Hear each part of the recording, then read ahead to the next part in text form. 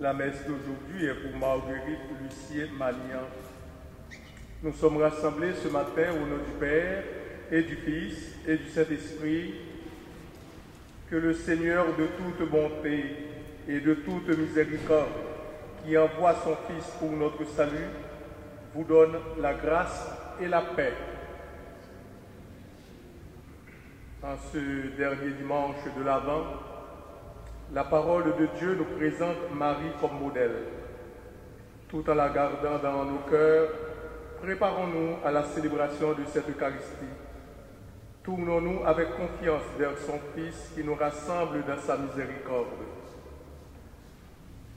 Je confesse à Dieu Tout-Puissant, Je reconnais devant vous, frères et sœurs, que j'ai péché en pensée, en parole, par action et par omission. Oui, j'ai vraiment péché. C'est pourquoi je supplie la bienheureuse Vierge Marie, les anges et tous les saints, et vous aussi, frères et sœurs, de prier pour moi, le Seigneur notre Dieu.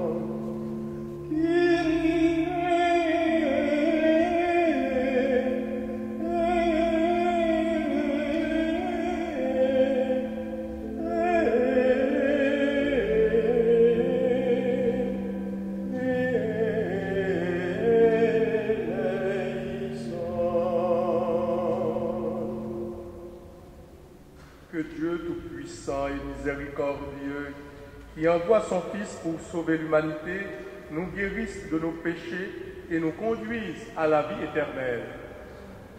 Prions. Que ta grâce, Seigneur notre Père, se répande en nos cœurs. Par le message de l'ange, tu nous as fait connaître l'incarnation de ton Fils bien-aimé. Conduis-nous par sa passion et par sa croix jusqu'à la gloire de la résurrection. Par Jésus-Christ, ton Fils, notre Seigneur, qui vit et règne avec toi dans l'unité du Saint-Esprit, Dieu pour les siècles des siècles.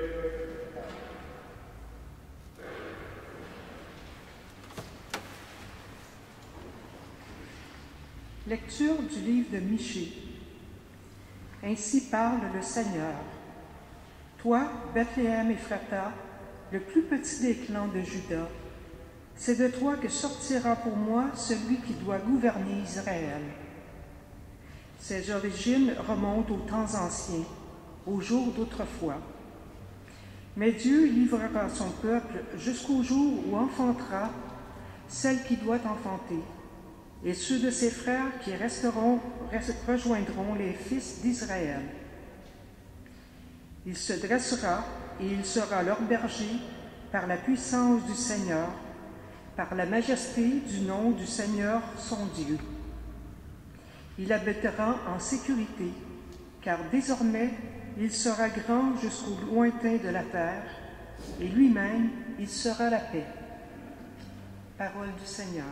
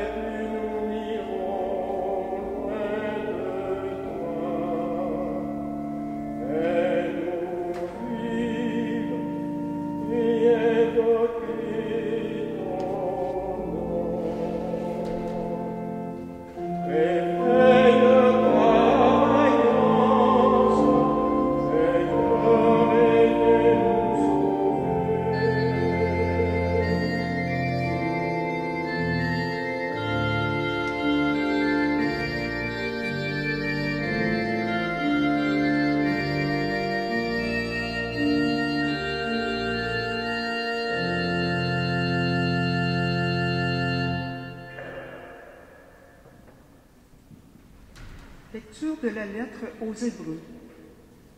Frères et sœurs, en entrant dans le monde, le Christ dit « Tu n'as voulu ni sacrifice ni offrande, mais tu m'as formé un corps. Tu n'as pas agréé les holocaustes ni les sacrifices pour le péché. Alors j'ai dit « Me voici, je suis venu, mon Dieu, pour faire ta volonté, ainsi qu'il est écrit de moi dans le livre. » Le Christ commence donc par dire « Tu n'as pas voulu ni agréer les sacrifices et les offrandes, les holocaustes et les sacrifices pour le péché, ceux que la loi prescrit d'offrir. » Puis il déclare « Me voici, je suis venu pour faire ta volonté. » Ainsi, il supprime le premier état de choses pour établir le second. Et c'est grâce à cette volonté que nous sommes sanctifiés par l'offrande que Jésus-Christ a faite de son corps, une fois pour toutes. Parole du Seigneur.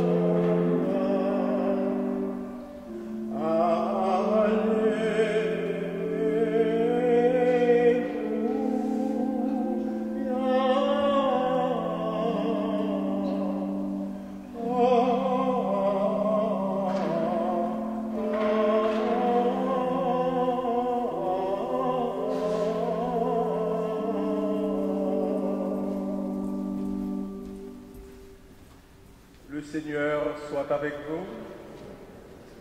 Évangile de Jésus-Christ selon saint Luc. En ces jours-là, Marie se mit en route et se rendit avec empressement vers la région montagneuse dans une ville de Judée. Elle entra dans la maison de Zacharie et salua Élisabeth. Or, quand Élisabeth entendit la salutation de Marie, l'enfant tressaillit en elle. Alors Élisabeth fut remplie d'Esprit Saint et s'écria d'une voix forte, « Tu es bénie entre toutes les femmes, et le fruit de tes entrailles est béni. D'où m'est-il donné que la mère de mon Seigneur vienne jusqu'à moi? Car lorsque tes paroles de salutation sont parvenues à mes oreilles, l'enfant a tressailli d'allégresse en moi. Heureux celle qui a cru à l'accomplissement des paroles qui lui furent dites de la part du Seigneur. » Acclamons la parole de Dieu.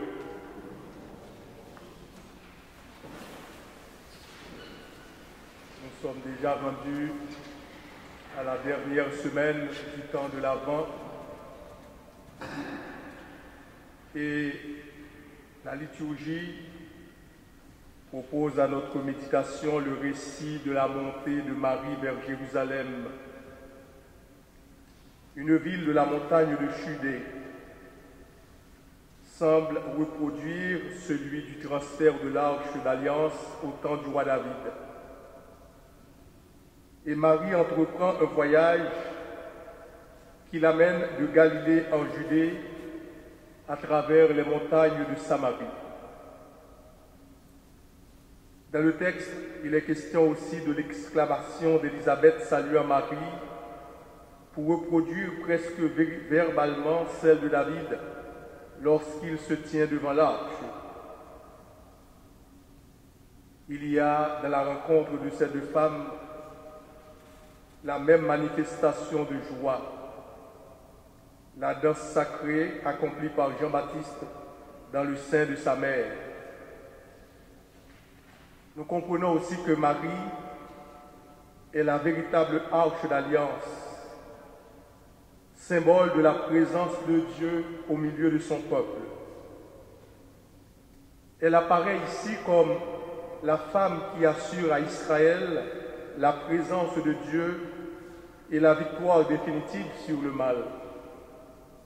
Elle inaugure l'ère messianique où le péché et le malheur seront abolis. Le parcours de la bonne nouvelle se fait d'abord dans le cadre le plus intime, à la maison, entre parents, entre frères et sœurs, entre cousins et cousines. Et c'est ainsi que, normalement, la foi se transmet. Marie est une jeune fille inconnue de la province de Galilée. Très simple, très modeste, l'épouse d'un charpentier, des gens du peuple, honnêtes, bons, mais selon les scribes et les pharisiens, ils sont indignes de recevoir la révélation de Dieu, parce que ce sont des pauvres gens vivant en marge de l'histoire écrite par les empereurs et les puissants de ce monde. Et Saint Luc, dans son évangile, nous présente Jésus comme le grand pèlerin, continuellement sur les routes de Palestine et sur la route conduisant à Jérusalem. 2 fois avant sa naissance, il se trouve en chemin. Lorsque Marie va rendre visite à sa cousine Élisabeth et pendant le voyage de Marie et de Joseph de Nazareth à Bethléem où il naîtra. Pendant ces 2 premiers voyages, il est dans le sein de sa mère. Mais c'est ainsi aussi que s'initie la grande marche qui traverse toute l'œuvre de l'Évangile. Jésus se présentera un jour comme étant le chemin, la vérité et la vie. La route est le lieu de la révélation et de la mission du Seigneur. La parole de Dieu est venue du ciel jusqu'à Nazareth. Elle vient aujourd'hui de Nazareth à Jérusalem, prélude de cette grande montée vers la ville du Temple qui rythmera la fin de la vie de Jésus. Et dans les Actes des Apôtres, la parole de Dieu partira de Jérusalem pour se répandre en Samarie et jusqu'aux extrémités de la terre. C'est ainsi que Dieu a choisi Bethléem pour y naître dans un abri de fortune. Et les pauvres pasteurs seront les premiers à le visiter et à le reconnaître. Et comme dira saint Paul plus tard, Dieu a choisi ce qui dans le monde est faiblesse pour confondre les forts et les puissants. Malgré le peu d'informations sur Marie dans les évangiles, nous retrouvons une disponibilité sans limite depuis le commencement jusqu'à la fin. Depuis Nazareth jusqu'à la Pentecôte, en passant par les doutes de Joseph, la pauvreté de Bethléem, la prophétie de Siméon, la fuite en Égypte, la perte de l'enfant dans le temple de Jérusalem, les noces de Cana, la séparation avec son fils pendant la vie publique de Jésus, la présence de Marie au pied de la croix et l'accomplissement des disciples au Cénacle attendant l'Esprit Saint. La foi de Marie s'est développée à travers les années. Elle a grandi en devenant plus mature au fil des événements de salut. Elle gardait tout cela dans son cœur, nous dit Saint Luc, et elle relisait ce qui se passait à la lumière de sa foi. Ce qu'il y a de plus admirable chez Marie, ce n'est pas qu'elle soit immaculée dans sa conception, ni même qu'elle soit la mère de Dieu. Sa cousine Élisabeth a très bien compris la source de sa grandeur en la félicitant pour sa foi. Heureuse toi qui as cru à l'accomplissement de la parole de Dieu. Et ensuite, d'où m'est-il donné que la mère de mon Sauveur vienne jusqu'à moi? Marie a cru à l'amour fou de Dieu, à cet amour qui a poussé le Christ à venir habiter parmi nous, à être l'un de nous. Heureuse toi qui as cru. C'est la première béatitude prononcée par Élisabeth. La dernière nous viendra de Jésus ressuscité. Heureux ceux qui ont cru sans avoir vu. Amen. Et maintenant, je vous invite à vous mettre debout pour confesser ensemble notre foi.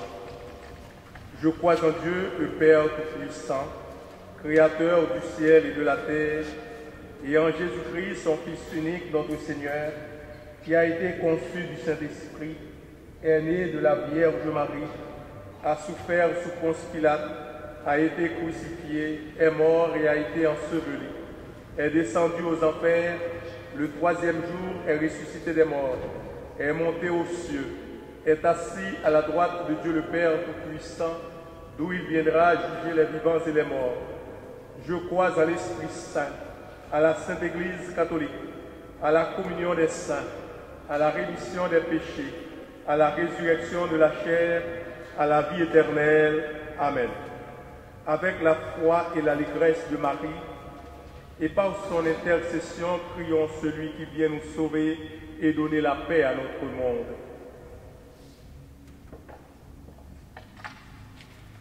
Viens Jésus, berger de ton Église, guide les évêques, les prêtres et tous les baptisés dans l'annonce de l'Évangile.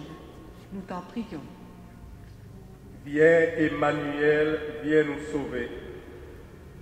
Viens Jésus, corps livré par amour de l'humanité. Conduis à la réconciliation les peuples divisés ou en guerre. Nous t'en prions. Viens Emmanuel, viens nous sauver. Viens Jésus, enfant de la promesse. Bénis les parents qui attendent un enfant. Soutiens les familles en difficulté. Nous t'en prions. Viens Emmanuel, viens nous sauver. Viens Jésus, cadeau de Dieu à l'humanité. Redis-nous la joie de croire en ton amour. Révèle ta présence à tous ceux et celles qui t'espèrent. Nous t'en prions. Viens Emmanuel, viens nous sauver. Seigneur Jésus, dans ta grande bonté, donne à tous nos frères et sœurs de s'ouvrir à ta venue pour qu'ils connaissent le vrai bonheur. Nous te le demandons à toi qui nous aimes pour les siècles des siècles.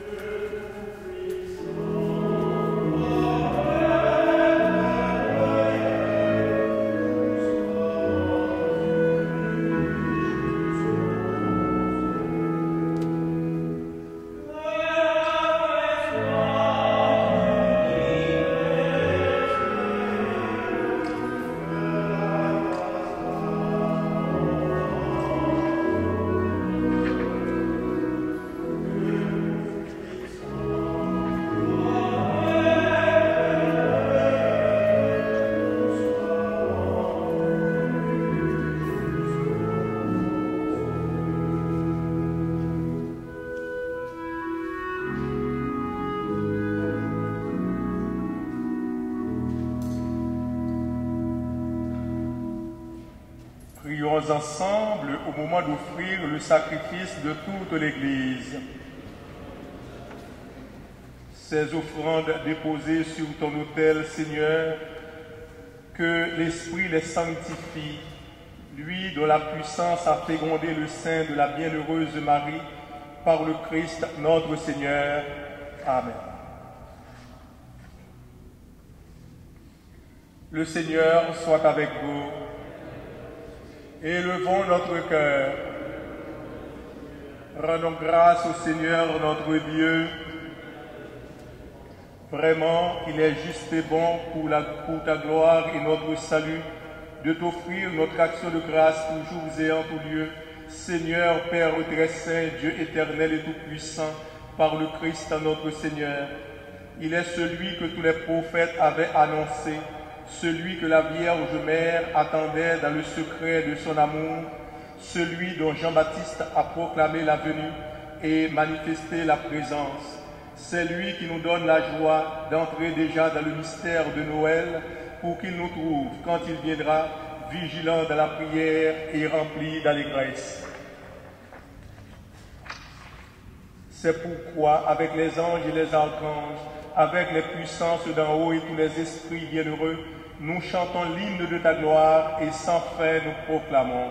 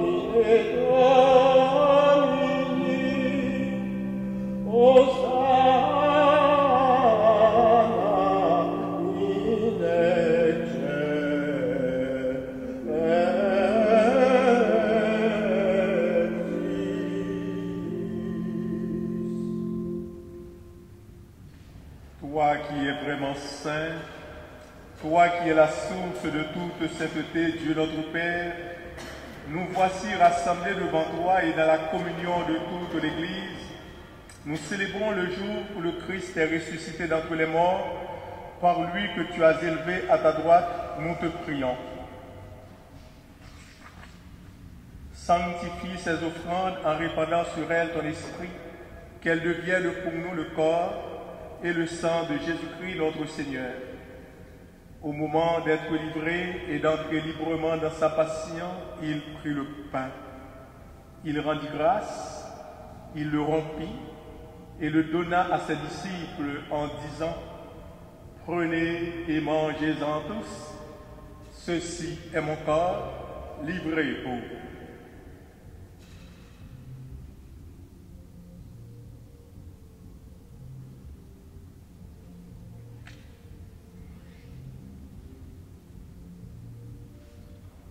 De même, après le repas, il prit la coupe. De nouveau, il rendit grâce et la donna à ses disciples en disant: « Prenez et buvez-en tous, car ceci est la coupe de mon sang, le sang de l'alliance nouvelle et éternelle, qui sera versé pour vous et pour la multitude en rémission des péchés. Vous ferez cela en mémoire de moi. »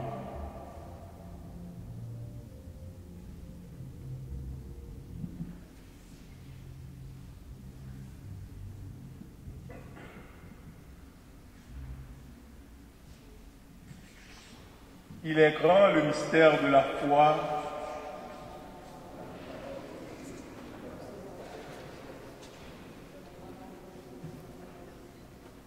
En faisant ainsi mémoire de la mort et de la résurrection de ton Fils, nous t'offrons, Seigneur, le pain de la vie et la coupe du salut, Et nous te rendons grâce, car tu nous as estimés dignes de nous tenir devant toi pour te servir. Humblement, nous te demandons qu'en ayant part au corps et au sang du Christ, nous soyons rassemblés par l'Esprit Saint en un seul corps. Souviens-toi, Seigneur, de ton Église répandue à travers le monde. Fais-la grandir de ta charité en union avec notre pape François, notre archevêque Christian et tous les évêques, les prêtres et les diacres. Souviens-toi aussi de nos sœurs et frères qui se sont endormis dans l'espérance de la résurrection. Et souviens-toi dans ta miséricorde de tous les défunts. Accueille-les dans la lumière de ton visage. Sur nous tous, enfin, nous implorons ta bonté. Permets qu'avec la Vierge Marie, la bienheureuse Mère de Dieu, avec Saint Joseph, son époux, les apôtres et tous les saints qui ont fait ta joie au long des âges, nous ayons part à la vie éternelle et que nous chantions ta louange et ta gloire par ton Fils Jésus le Christ. Par lui, avec lui et en lui, à toi, Dieu le Père Tout-Puissant, dans l'unité du Saint-Esprit, tout honneur et toute gloire pour les siècles des siècles. Amen. Comme nous l'avons appris du Sauveur et selon son commandement, nous osons dire: Notre Père, qui es aux cieux, que ton nom soit sanctifié, que ton règne vienne, que ta volonté soit faite sur la terre comme au ciel. Donne-nous aujourd'hui notre pain de ce jour. Pardonne-nous nos offenses comme nous pardonnons aussi à ceux qui nous ont offensés. Et ne nous laisse pas entrer en tentation, mais délivre-nous du mal. Délivre-nous de tout mal, Seigneur, et donne la paix à notre temps. Soutenus par ta miséricorde, nous serons libérés de tout péché, à l'abri de toute épreuve, nous qui attendons que se réalise cette bienheureuse espérance, l'avènement de Jésus-Christ, notre Sauveur.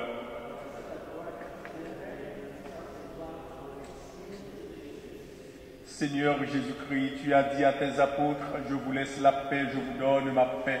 Ne regarde pas nos péchés, mais la foi de ton Église. Pour que ta volonté s'accomplisse, donne-lui toujours cette paix. Et conduis-la vers l'unité parfaite, toi qui vis et règnes pour les siècles des siècles. Que la paix du Seigneur soit toujours avec vous. Dans la charité du Christ, donnez-vous la paix.